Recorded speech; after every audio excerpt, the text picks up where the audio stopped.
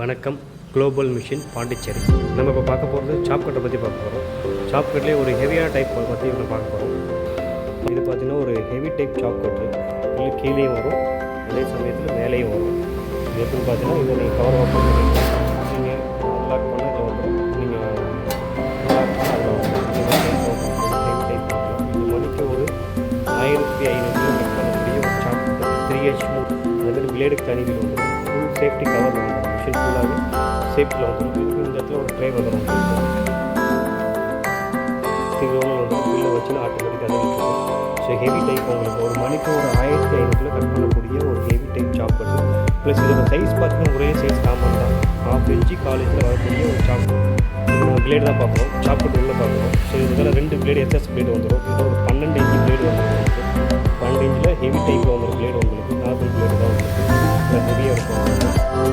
இது 2 பிளேடு வந்துடும். ப்ளஸ் இது வந்து கீழே மேலே தள்ளுறதுக்காக உள்ள கை இந்த மாதிரி டிசைனில் பண்ணி கொடுத்துருக்காங்க. சப்போஸ் நீங்கள் உள்ள பில்லு தள்ளுமா நிறைய பேர் கேட்குறாங்க.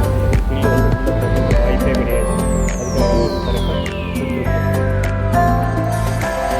இந்த மாதிரி உங்களுக்கு பில்லு வந்து கீழே வராத அளவுக்கு தங்காத அளவுக்கு கீழேயே தள்ளிடும். நீங்கள் கீழே இருந்தாலும் சப்போஸ் உங்களுக்கு மேலே இருந்தால் ஆட்டோமேட்டிக் அடிச்சு மேலே வந்துடும். பில்லு உள்ளே தள்ளுறதுக்கு வாய்ப்பே கிடையாது.